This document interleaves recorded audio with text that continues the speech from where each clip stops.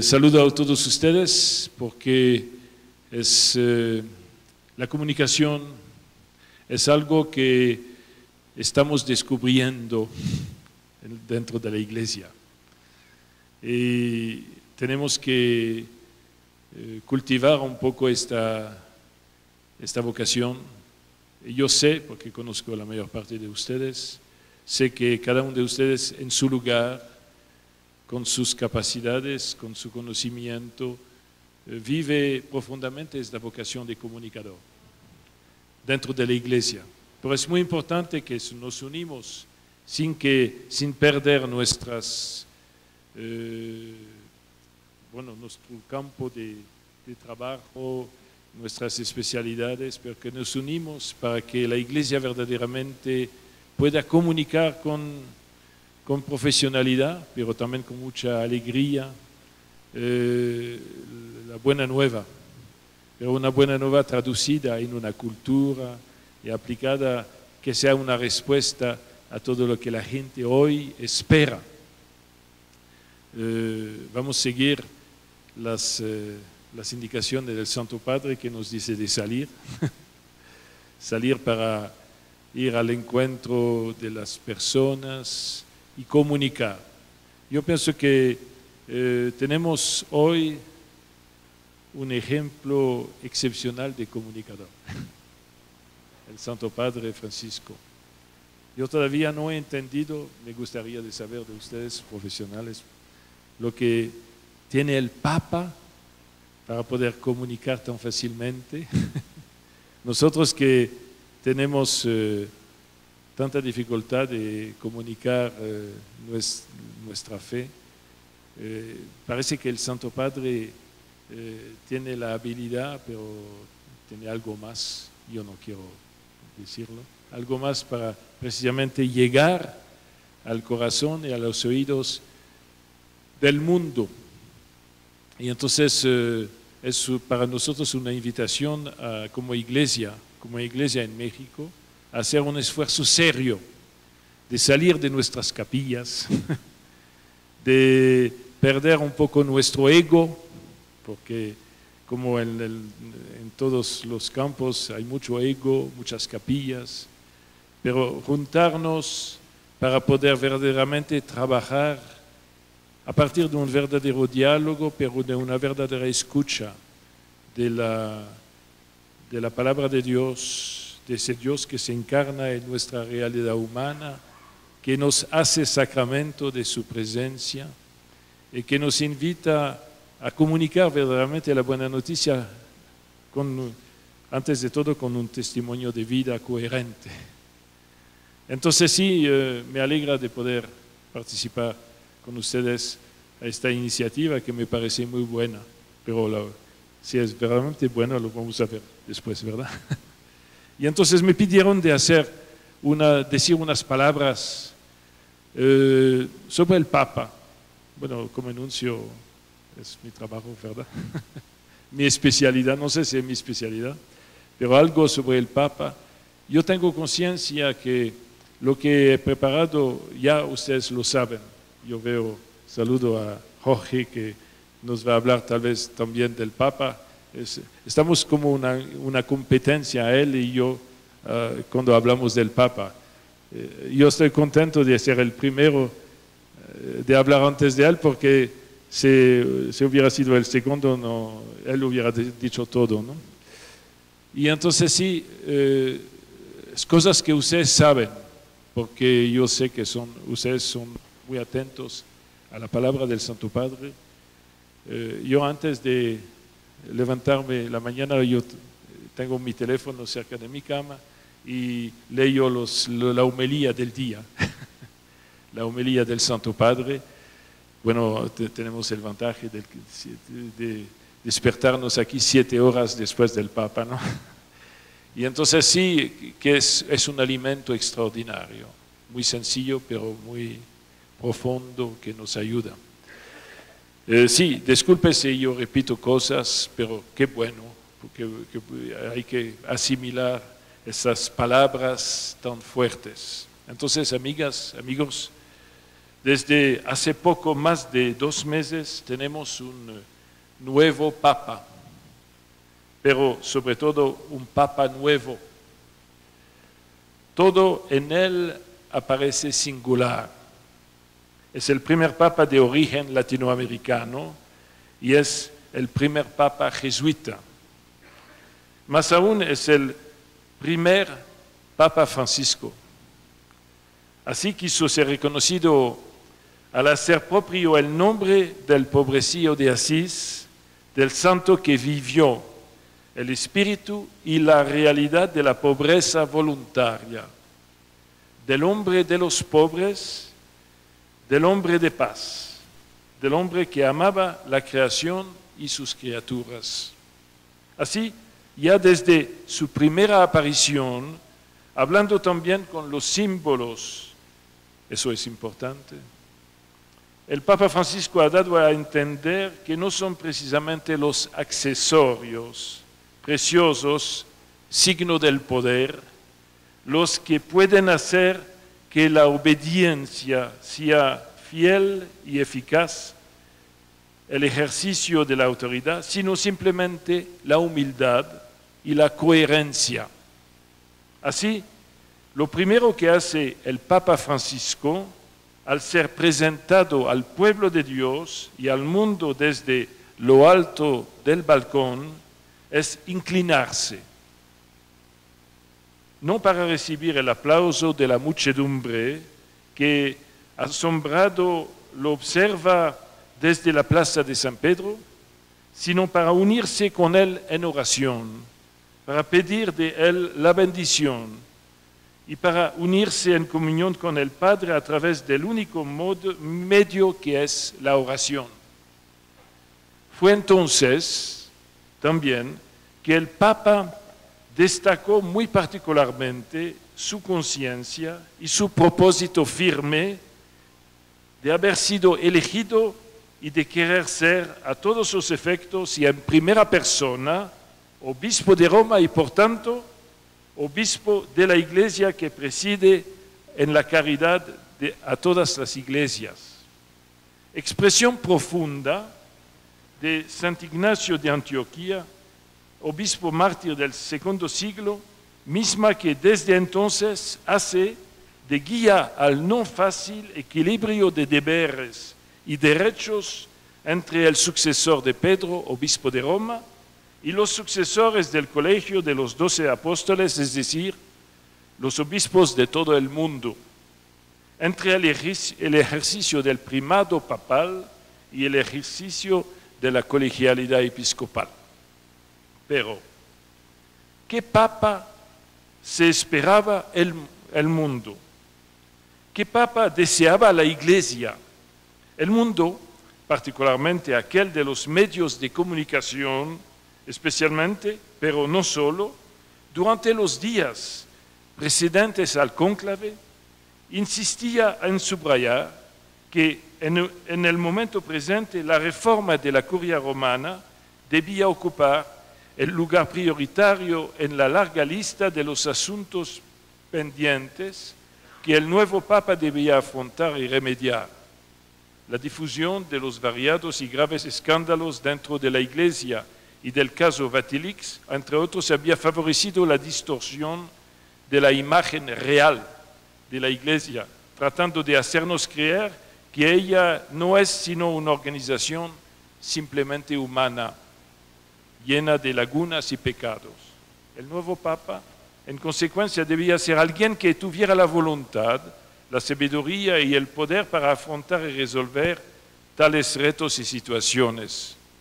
El Papa Francisco conocía bien estas expectativas ya desde antes de su elección y de suyo, en su breve discurso dirigido a los cardenales, en una de las congregaciones precedentes al cónclave, el cardenal Bergoglio, delineando el perfil que para él debía tener el nuevo sumo pontífice, además de rebatir con fuerza la autorreferencialidad de la Iglesia y aludiendo a la posibilidad de profundas reformas en la Iglesia, relevaba la necesidad de contar con un pontífice que desde la contemplación de Jesucristo y desde la adoración a Jesucristo ayude a la Iglesia a salir de sí hacia las periferias existenciales, que la ayude a ser la madre fecunda que vive de la dulce y confortadora alegría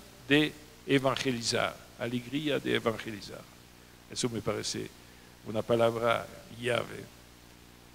Evangelizar que precisamente significa ir hacia las periferias, no solo las geográficas, sino también las periferias existenciales, la del misterio del pecado. Hay que meditar mucho sobre esto, ¿no? Las del dolor, las de la injusticia, las de la ignorancia y prescindencia religiosa. Eso no se aplica a México, ¿verdad? Las del pensamiento, las de toda miseria. Y añadía, cuando la Iglesia no sale de sí misma para evangelizar, deviene autorreferencial y entonces se enferma. Esas palabras las conocemos todos. Yo no pretendo anunciar nada de nuevo, pero me parecen muy importantes. Ello dijo, debe abrir el camino a posibles cambios y reformas por hacer para la salvación de las almas. Un discurso breve y conciso, articulado en pocos puntos, que anunciaban y hoy nos hacen ver cuál es la revolución, cuál es la reforma que el Papa Francisco tiene en mente llevar a cabo. Muchos esperan una reforma de la curia, dijo justamente el cardenal Humes en una entrevista, cardenal antiguo arzobispo de San Pablo en Brasil. Y estoy seguro que la hará a la luz de la esencialidad, de la simplicidad y de la humildad pedida por el Evangelio, siempre siguiendo las huellas del santo del cual ha tomado el nombre. San Francisco tenía un gran amor a la iglesia jerárquica, por el Papa. Quería que todos sus frailes fueran católicos y obedientes. Eso es un paradojo, ¿no? ¿Entienden, no? Yo quería que todos nuestros periodistas católicos sean católicos también, ¿no? Y obedecieron al señor Papa, como decía él. Y en efecto, la referencia a San Francisco de Asís ciertamente no es banal, sobre todo porque del Papa Francisco se espera y aparece a claras luces que es esa también su intención, que repare la Iglesia. Reparar la Iglesia. Expresión que en la mitología pseudo-franciscana que se ha querido aplicar al Papa, porque hay que cuidar, ¿no? Porque se dicen muchas cosas. Ustedes, aún más los periodistas, cuiden de lo que dicen, por favor. La semana pasada yo había dicho una media palabra y todo el mundo me citó como si fuera la palabra de evangelio, ¿verdad? Entonces, que se ha querido aplicar al Papa a lo largo de esas semanas, deba traducirse en renuncia de la parte de la Iglesia del poder, de las estructuras y riquezas para convertirse en una Iglesia puramente espiritual. Los que ustedes conocen un poco la historia de la Iglesia saben que hubo siempre momentos, ¿no? Me parece que en la tradición franciscana, San Joaquín de Flores, la Iglesia espiritual, ¿no? Este dualismo, que va todo contra la encarnación. Cristo se pone en la realidad humana, no hay que soñar, no hay que abstraer. El problema del mundo de hoy es la abstracción, ¿verdad? Que conduce a eso, el Papa tiene una bella homilía sobre esto, ¿no? La ideología, hasta la abstracción de la pobreza, ¿no? Se transforma La pobreza en ideología hace desastres, ¿no? Y entonces no se trata de convertir la iglesia en una iglesia puramente espiritual. Reparar la iglesia, sin embargo, para el Santo de Asís, no significó destrucción de la iglesia. A veces tenemos la gana de acabar con el presente y soñar de un futuro irreal. No, hay que tomar conciencia, hay que vivir en el presente, ¿no? Entonces, no hay que ser maximalistas. Hay personas que piensan que, bueno, todo bien, todo mal. ¿Y yo? ¿Y usted? Hay un poco de mal en cada uno de nosotros, y mucho bien, ¿verdad? Y la parábola, ¿no?, del juicio final no nos toca a nosotros, ¿verdad? En el sueño del Papa Inocente II, pintado por Giotto, Francisco aparece no desmoronando la iglesia, sino cargándola sobre sus espaldas. Eso es diferente, ¿verdad?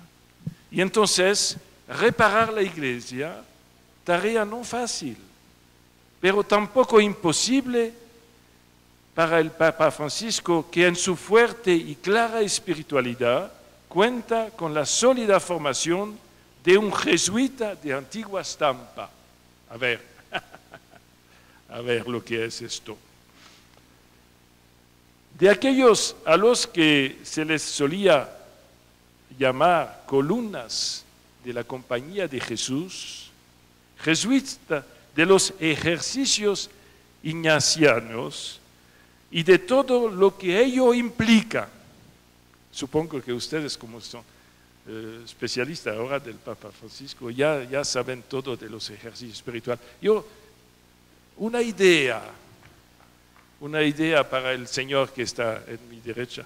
¿Por qué no organiza un mes de ejercicios espirituales de santidad para todos los periodistas católicos? Qué bella idea, ¿no, verdad? No hay mucha reacción, ¿verdad?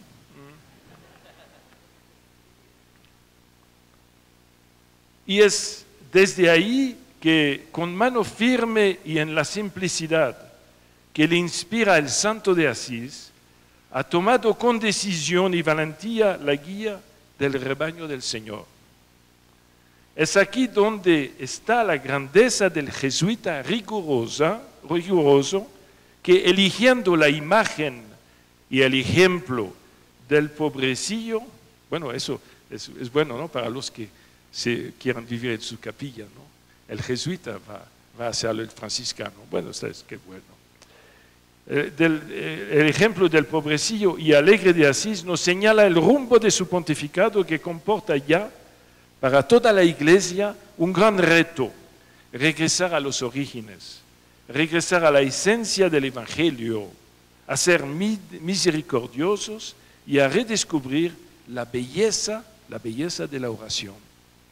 Ciertamente, la iglesia que el Papa Francisco ha tomado en sus manos es aquella que también a los niveles más altos ha dado a veces la impresión de haber perdido el rumbo maestro y de haber dejado de lado valores esenciales, primero entre todos de la humildad y de la pobreza.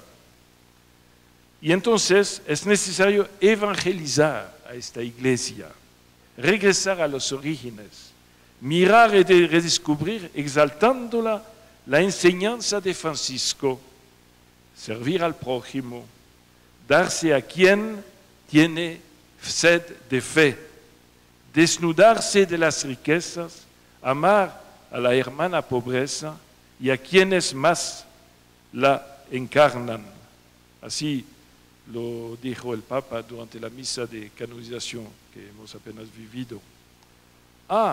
Cómo quisiera una iglesia pobre y para los pobres, había dicho ya a los miles de reporteros reunidos a Roma durante la audiencia a ellos concedida inmediatamente después de su elección, y a quienes explicó cómo y por qué había elegido el nombre de Francisco.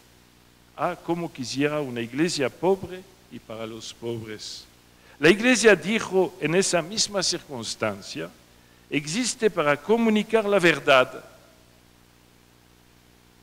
Es el gran reto de hoy. Y no hay que olvidarse del Papa Benedicto, ¿no? Con toda esa reflexión de gran profundidad, ese reto del relativismo y de su dictadura. Entonces, para comunicar la verdad, la belleza y la bondad en persona. Esto, relevó, es algo que la Iglesia tiene en común con los periodistas, llamada a los periodistas y su vocación. ¿No?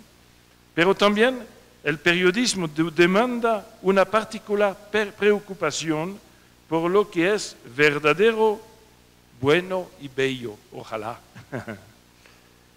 Una iglesia pobre y para los pobres, dice el Papa Francisco, pero también, lo ha dicho en repetidas sucesivas ocasiones, una iglesia humilde y valiente en escucha del Espíritu Santo.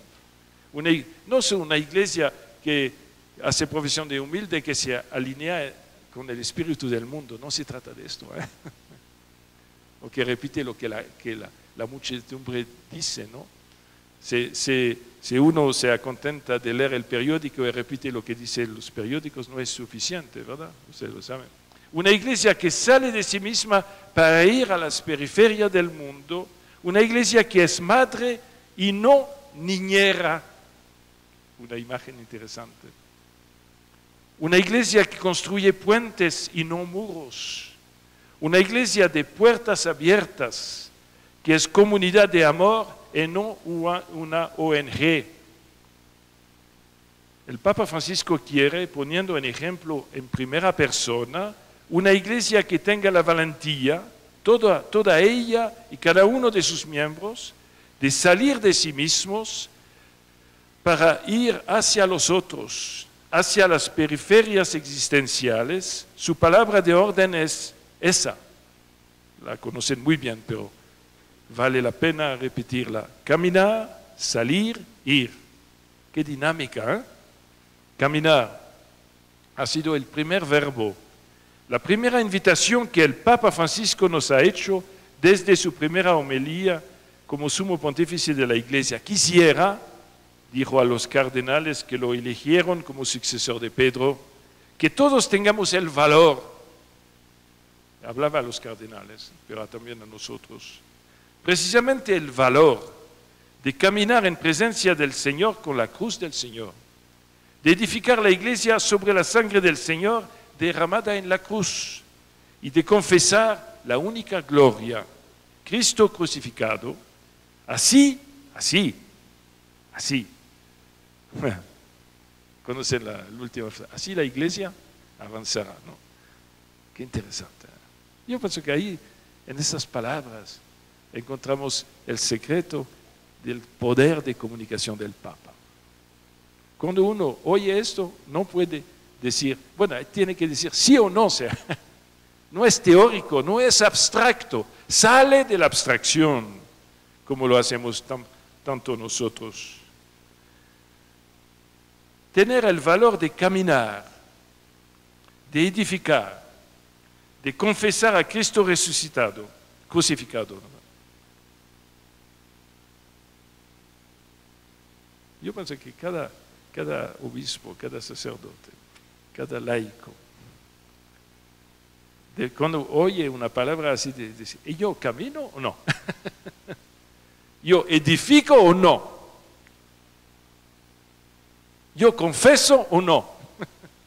Es decir, que hay algo fuerte, también porque el Papa lo hace. Y nos dice, ¿tú lo haces o no lo haces? No estamos reunidos para discutir de un problema, para lanzarnos, ¿no? Caminar, porque nuestra vida es un camino. Y cuando nos paramos, algo no funciona. Caminar siempre y siempre en presencia del Señor, a la luz del Señor, intentando vivir con aquella honradez que Dios pedía a Abraham en su promesa. Todas las grandes figuras de la historia de la salvación, Abraham, Moisés, Pablo. Bueno, estos días estamos en la liturgia hablando de Pablo, uno que caminaba, ¿no?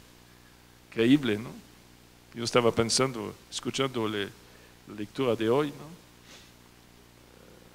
¿Por qué Pablo decidió así? Hubiera podido quedarse donde estaba, ¿no? De ir hasta Roma.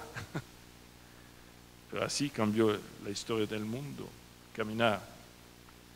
Edificar. Edificar la iglesia sobre la piedra angular que es Cristo mismo, con piedras consistentes, pero que son al mismo tiempo piedras vivas, piedras ungidas por el Espíritu Santo. No he hablado todavía de la palabra unción, pero eso es una otra palabra magnífica, pero le dejo a ustedes, ¿no? Confesar a Jesucristo, porque podemos caminar, podemos edificar muchas cosas. Hay que cuidar mucho en el activismo de nosotros. Caímos todos en el activismo, ¿no? Pero si en ello no confesamos a Jesucristo, algo no funciona. Eso es un poco el método del Papa, ¿no? Dice una cosa, pero eso necesitamos. Si no, no funciona. Si no funciona, no funciona. No sirve para nada. Hay que ponerlo a la basura, ¿no? Cuando no se confiesa a Jesucristo, se confiesa la mundanidad del diablo. Bueno, otras categorías que él así reintroduce. Hoy también en la homilía de esta mañana hablo del diablo, ¿no?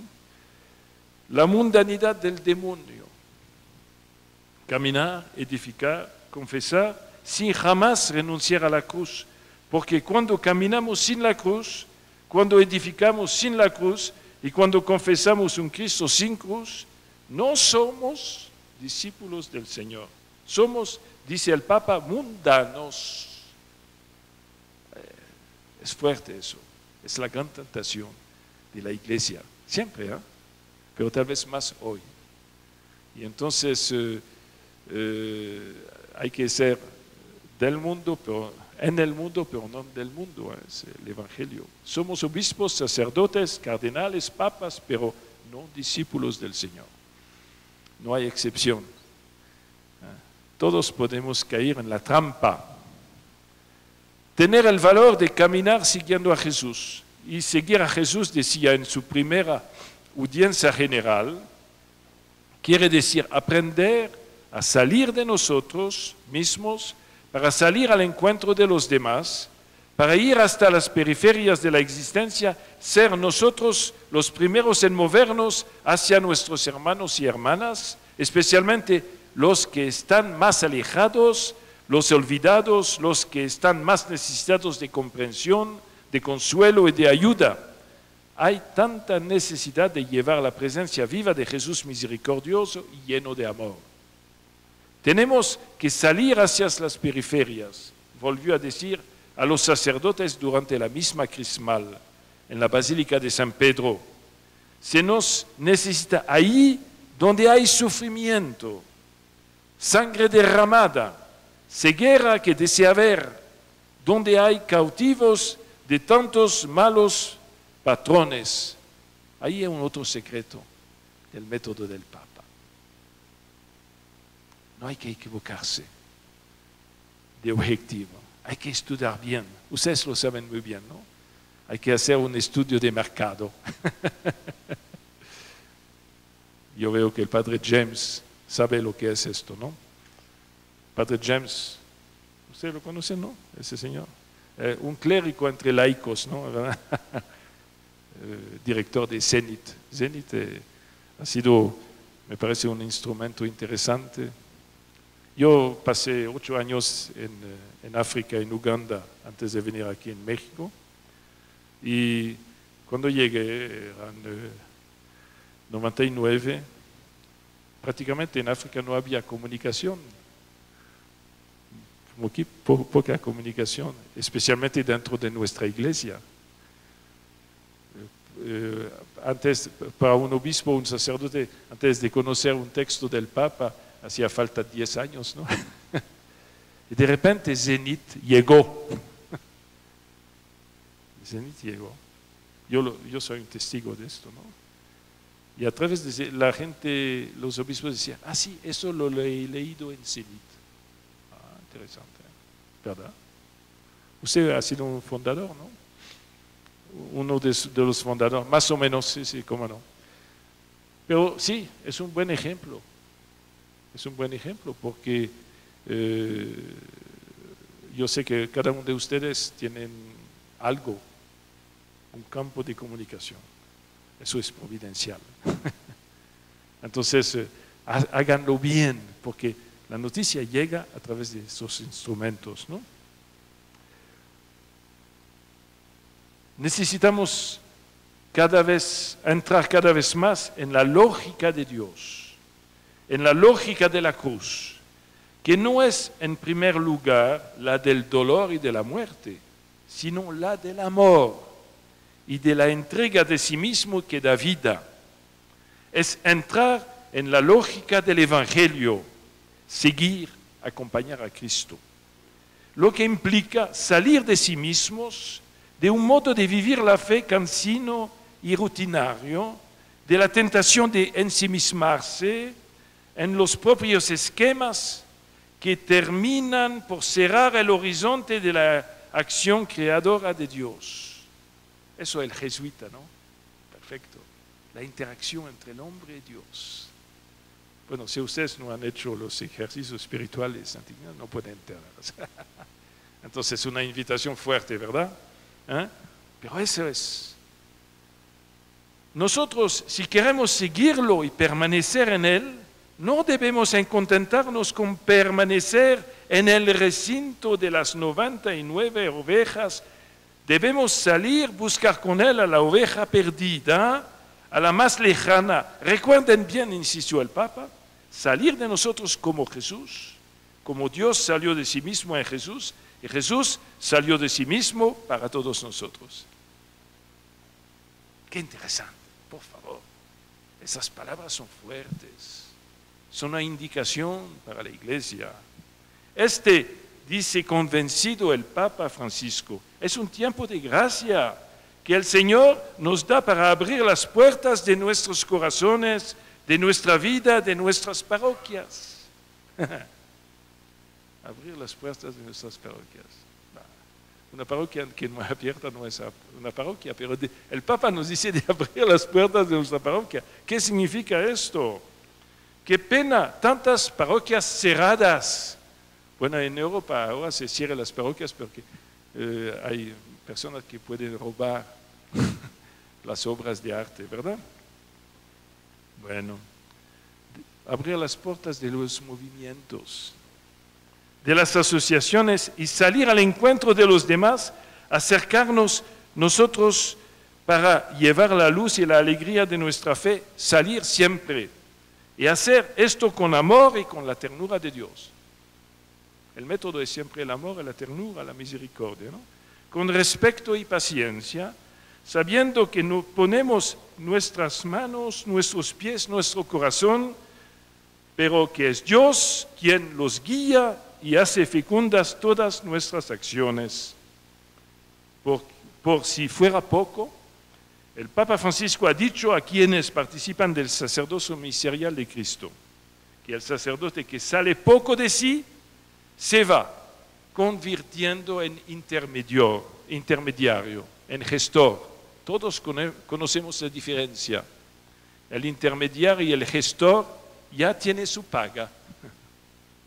Y puesto que no ponen en juego la propia piel ni el corazón, tampoco reciben un agradecimiento afectuoso que nace del corazón.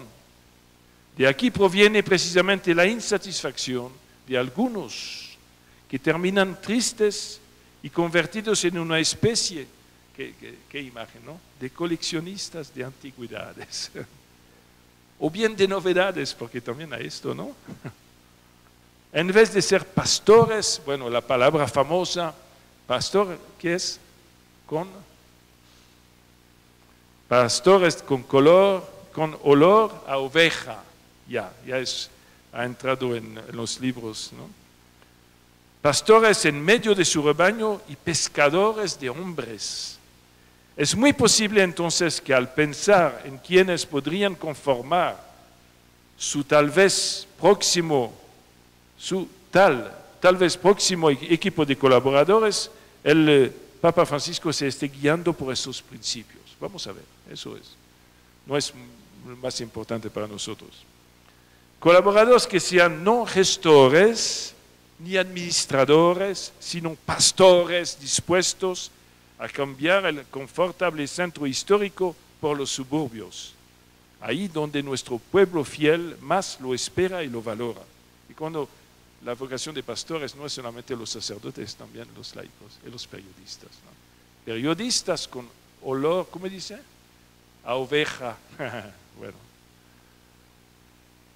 Insertándose él mismo con el nosotros en la realidad del único cuerpo eclesial, advierte que ser cristiano, entonces ser laico, consagrado, sacerdote, obispo o papa, no es hacer carrera en un estudio para convertirse en abogado.